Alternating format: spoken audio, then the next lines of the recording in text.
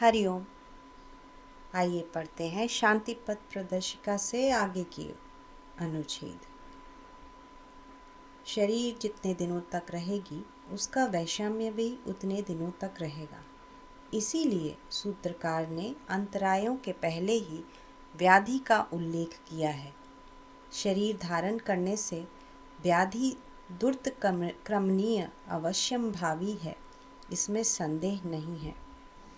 किंतु साधन के अभ्यास द्वारा व्याधि जनित विक्षेप को थोड़ा बहुत अतिक्रमण किया जा सकता है।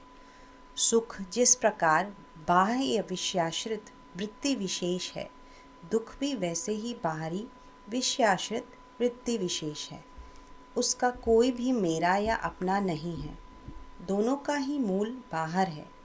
कोई भी मेरा अंतरंग नहीं है, मैं उन दोनों का ही निरपेक्ष ज्ञाता हूँ। इस प्रकार से व्याधि के यंत्रणा काल में अपने पार्थव्य की उपलब्धि करते रहो। इसमें यंत्रणा या दर्द तो दूर नहीं होगा, लेकिन आत्म तत्व की पृथकता का बोध रहेगा। दर्द के साथ संपूर्ण तादात्म्य या वृत्ति सारूप्यम नहीं होगा। इस प्रकार अभ्यास करने से रोग तुम्हें एकदम से आत्मविस्मृत या स्थान भ्रष्ट नहीं कर सकेगा। साधक गण रोग के समय जिस भाव से भावित रहने की चेष्टा करते हैं वह बताया गया। सर्व कर्मों में और सभी के प्रति निर्लिप्तता का भाव लाने की चेष्टा करो। निर्लिप्तता का अर्थ है निष्ठुरता या हृदयहीनता नहीं, बल्कि उसके विपरीत। माया मोह से मुक्त होकर जो कर्म करता है उसका कर्म क्षेत्र संकीर्ण है, किंतु निर्लिप्त भाव से कर्तव्य बोध से जो लोग कर्म करते हैं उनका कर्म क्षेत्र उदार है, अव्यात है।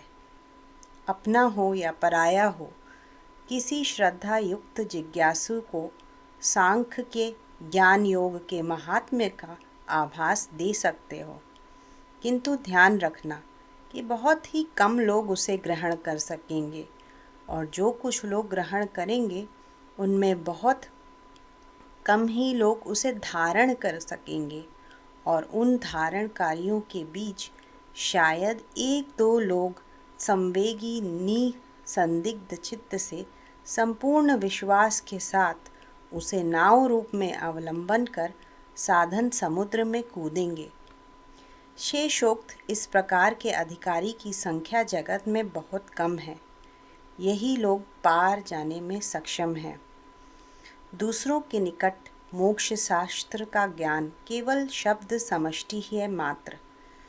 वह प्रबंध लिखते समय एवं मच्चोपरि दंडायमान होकर भाषण देते समय ही व्यवहार्य है और कोई काम में नहीं आता। दृढ़ता आने में अभी भी विलंब है। जहाँ तक संभव हो आत्मरक्षा कर पारमार्थिक मूलधन संचय के लिए समस्त शक्ति प्रयोग करते रहो। शक्ति लाभ करने से तभी दूसरों की यथार्थ में सहायता कर सकोगे, अन्यथा मूलधन संचित होने के पहले दान करने से दूसरों को ज़्यादा कुछ नहीं दे सकोगे, अपना ही सर्वस्व खोना होगा। और यह अच्छी तरह समझ लेना कि प्रत्येक ही उसका अपना संस्कार सहजन्म परिग्रह करता है।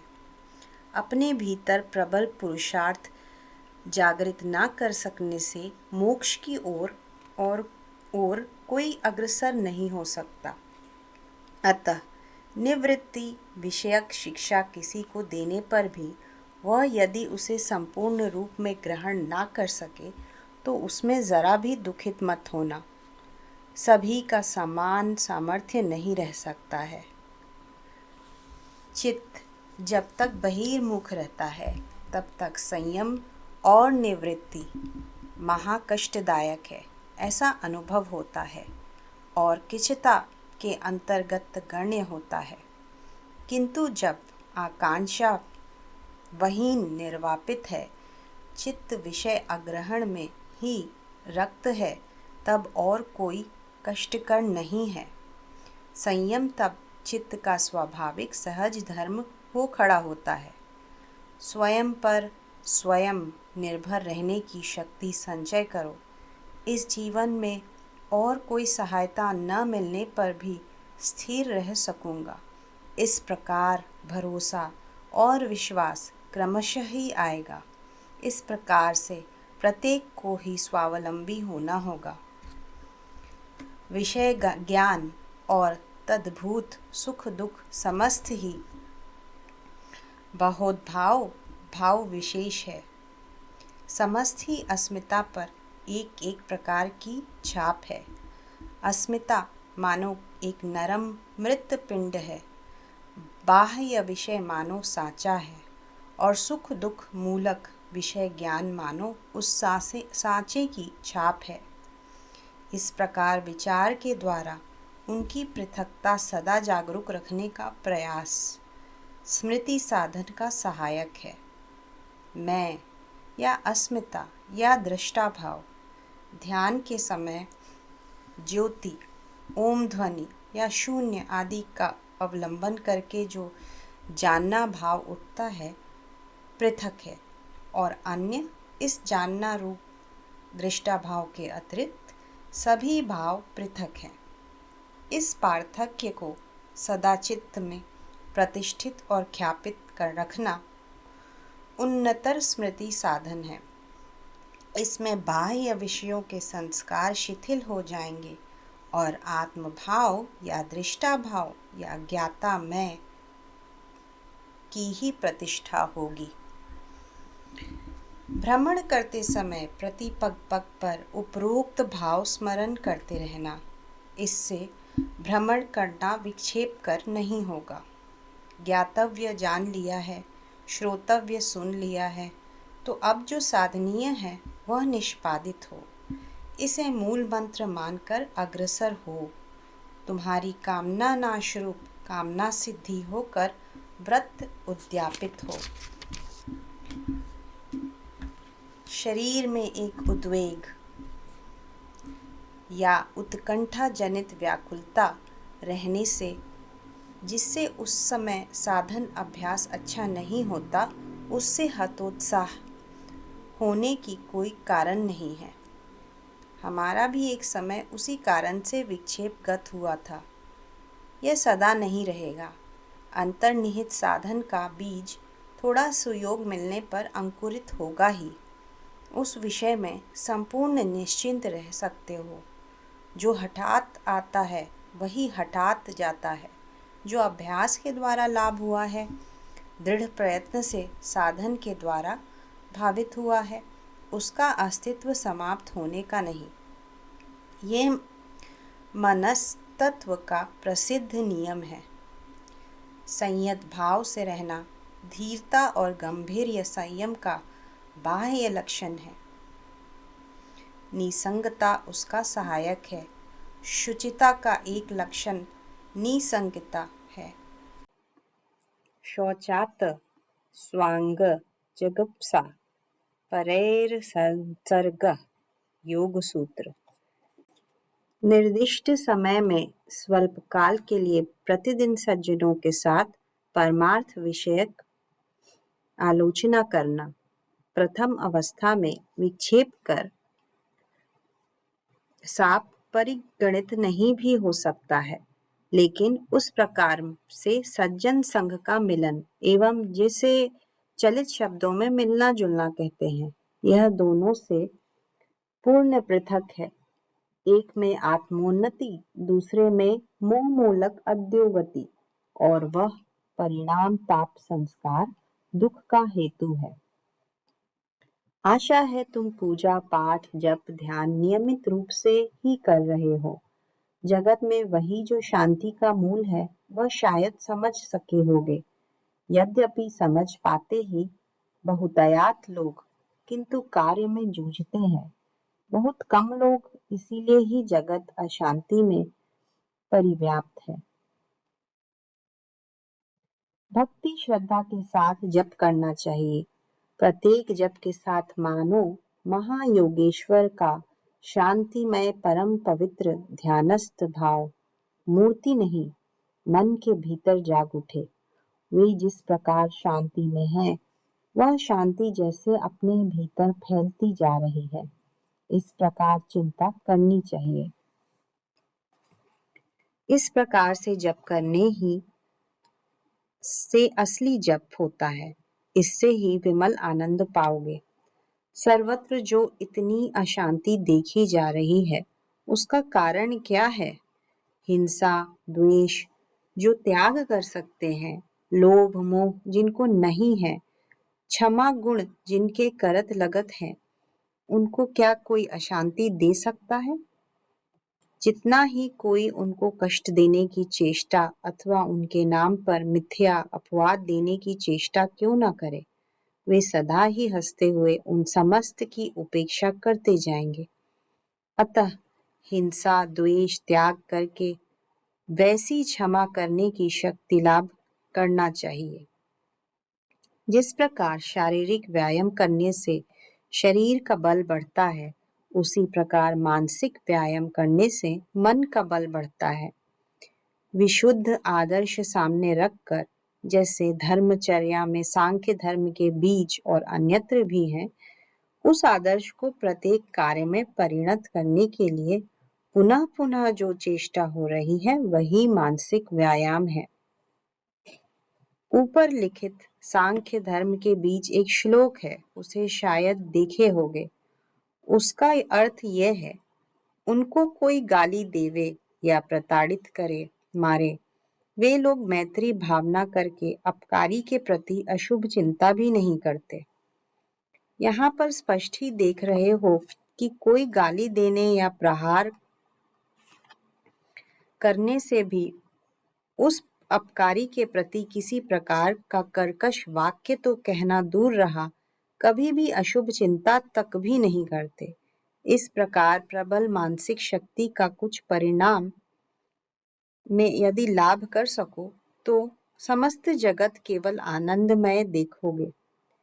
जो लोग भीरू हैं, वे ही प्रकाश्य में विद्वेष भाव व्यक्त करने से भी मन ही मन पोषण करते हैं। असाधारण मानसिक बल लाभ करने से ही द्वेष भाव मन से दूर हो जाता है।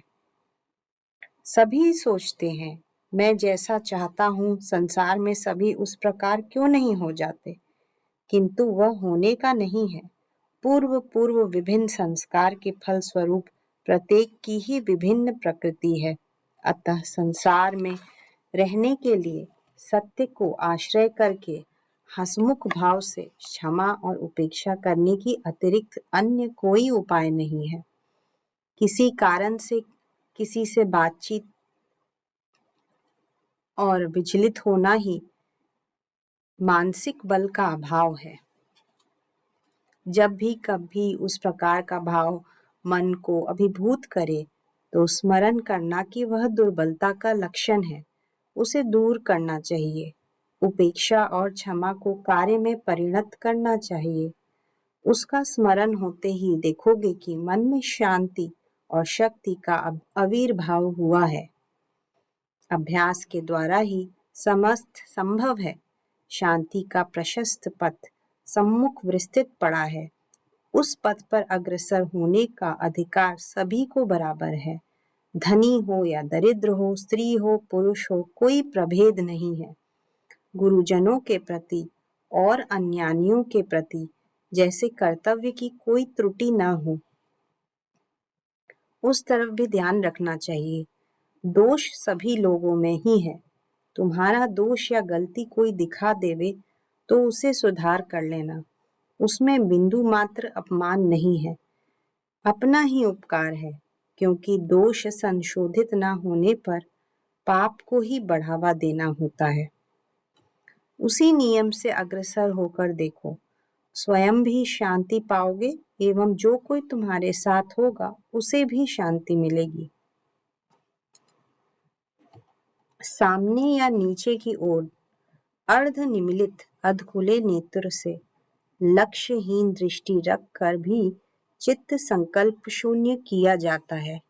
कुछ दिन प्रयास करने से ही समझ सकोगे। श्वास प्रश्वास के साथ वह निसंकल्पता अभ्यस्त होने पर ही बाहर बैठकर चलते फिरते हर समय में ही स्मृति संप्रजन्य चल सकता है।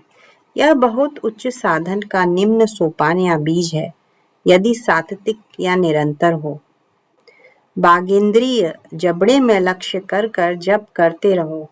वागींद्रिय जैसे वह एक काम में ही रत है, उसका मानो कोई दूसरा कोई काम ही नहीं है। इस प्रकार से जप करते रहना, जैसे वागींद्रिय उसी जप में ही पूर्ण या भरपूर होकर लीन है। संकल्प करना जब बिल्कुल ही अदमनीय प्रतीत हो, तब आंख मूंद कर नहीं रहना चाहिए। तब इधर उधर दो एक चीज को छू छा कर पुनः आंख मूंद कर जैसे नए तौर पर आरंभ करना चाहिए। अर्थात धर्म युद्ध में हो या छल बल कौशल से ईन कीन प्रकारेण चित्त को दमन करना होगा। यह सर्वदा जैसे याद बनी रहे वैसा करना होगा। शत्रु को निपात करना ही होगा। जब तक चित्त की कल्पना प्रवणता रहेगी, तब तक उसके खुराक का अभाव नहीं होगा। संतान तो बहुतों को नहीं है। वे लोग किस तरह से रहते हैं, उसे चारों तरफ देख सकते हो। और जिनको संतान है, वे लोग क्या हर समय वही बात सोचते हैं? संतान रहना ही जो विक्षेप का एकमात्र कारण है, ऐसा नहीं। चित्त पहले जिसको सामने पाता है, उसे ही अवलंबन करता है। अगर ऐसा ना मिले तो वह दूर को निकट बड़े आसानी से ले आता है। किसी को घर में बैठने से वह घर की दीवार, गाटर, पटिया आदि देखता रहेगा। इससे घर तोड़ देने पर क्या उसकी दर्शनीय इच्छा लुप्त हो जाएगी? वह तब घर के बाहर की चीजों को तल्लीन होकर देखता रहेगा। जिसे समस्त दिन गृह कर्म में लिप्त रहना पड़ता है, वह सोचता है ये सब काम जिसको नहीं है, वो क्या करता होगा और क्या सोचता है। फिर जिसको वो सब काम नहीं है, वह सोचता है निसंतानगण क्या चिंता करते हैं। इसका उत्तर अपने भाई बहन और उनके संतानों को लेकर रहते हैं। वह सुविधा यदि नहीं मिले तो गाय, बछड़ा, बकरी, बिल्ली लेकर जीता है। अगर वह भी किसी को ना जुटता हो, वह सोचता है सभी की रिश्तेदारी है, मेरा कोई क्यों नहीं है। इसी दुख से उसका जीवन बीतता जाता है। असली बात भीतर से आंतरिक निवृत्ति आना चाहिए, तभी समस्त दृश्य जगत उसके निकट पुज जाएगा। मात्र बाह्य विषय को आंख की आड़ करने से भीतर की निवृत्ति नहीं आती है। शरीर और मन की निश्चेष्टता का भाव जितना रख सको उतना ही अच्छा है। पुनः पुनः अभ्यास के द्वारा वितर्क जाल का मूल शिथिल करना होगा एवं उन वितर्कणाओं को दूर न कर पाने पर भी उस पर हेय भाव क्रमशः लाना चाहिए। अर्थात उसी के चलते हम लोगों को कितना दुख है, कितना कष्ट है, वही तो दृश्य के संयोग का फल है तथा उसी के संस्कार से संयोग की धारा अविच्छिन्न रूप से चल रही है। इस विचार के द्वारा समझना चाहिए एवं जहाँ तक हो सके, जितना संभव हो सके, अधिक से अधिक मात्रा में उक्त प्रकार से परिच्छिन्न वितर्क जाल होने का अर्थात वितर्क जाल को छिन्न करने का प्रयास करना चाहिए। प्रथम अवस्था में ध्येय भाव की स्मृति बनाए रखना कठिन होगा, क्योंकि प्रथम अवस्था में ध्येय का कोई स्पष्ट भाव ही नहीं होता। इसलिए बहुत दिन पहले लिखा था कि प्रत्येक संकल्प कल्पना जो भी मन में आवे, वह मानो यम नियम के द्वारा परिशोधित होती रहे। इस तरफ लक्ष्य रखने की चेष्टा करते रहो। जो चिंता या सोच विचार आ रहा है, उसे जानते रहेंगे, कदापि भूलेंगे नहीं।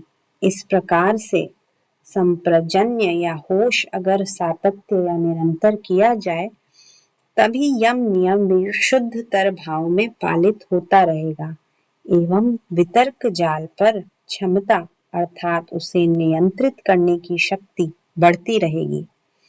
प्रमाद क्रमशः कम होता जाएगा। प्रमाद यानी आत्म विस्मृत होकर विषय ग्रहण। अतः वर्तमान में करणीय है यह निर्णित हुआ कि राग या आसक्तिवशात अथवा द्वेष बुद्धिवशात अथवा राग द्वेष विशेष न रहने पर भी मोहवशात जैसे अभिभूत रूप में क्षुद्र विषय लेकर व्यर्थ की चिंता, यह 3 प्रकार से सदा सर्वदा जो चिंता स्रोत चल रहा है उसे जानना होगा एवं उपयुक्त 3 वृत्ति के बीच किसको मूल करके उठा रहा है उसे जानना होगा एवं वह मानो अहिंसा सत्यादि यम नियम के द्वारा परिशोधित हो। तद विषय में सदा सचेत रहना। जिस प्रकार कपड़े से पानी छानते हैं उसी प्रकार जैसे वितर्क समूह परिशोधित होता रहे इससे क्लेश तनु होकर हानि या नाश के योग्य होगा। ये हुआ चित्त का परिक्रम। इसके ऊपर है चित्त की संकल्पता का भाव।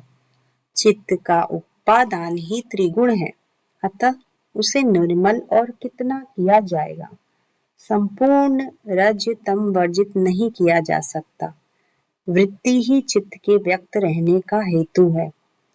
वृत्ति का रोध करने से चित्त व्यक्त अस्तित्व नहीं रहता। ध्यान के द्वारा शरीर और चित्त स्थिर शून्यवत भाव का अनुभव करके उसकी स्मृति रखना बहुत ऊपर की अवस्था है। यथासाध्य केवल उपेक्षा करते हुए चलो। असंपूर्णता के द्वारा ही जगत पूर्ण है। जब नुक्स और दोषयुक्त इस जगत में आए हैं तब समझना होगा कि विशुद्ध चरित्र व्यक्तियों द्वारा परिवेष्टित होकर सम्यक निर्दोष अवस्था में रहने का कर्म कभी नहीं किया हूँ, तब तो अमरावती में जन्म होता। वस्तुतः वह भी निर्दोष नहीं है।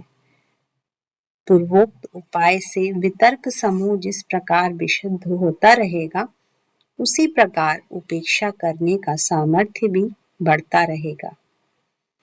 सामर्थ्य अनुसार यथा योग्य उपायों से दूसरों को सहायता करना बहुत अच्छा है, किंतु घनिष्ठता मत करना।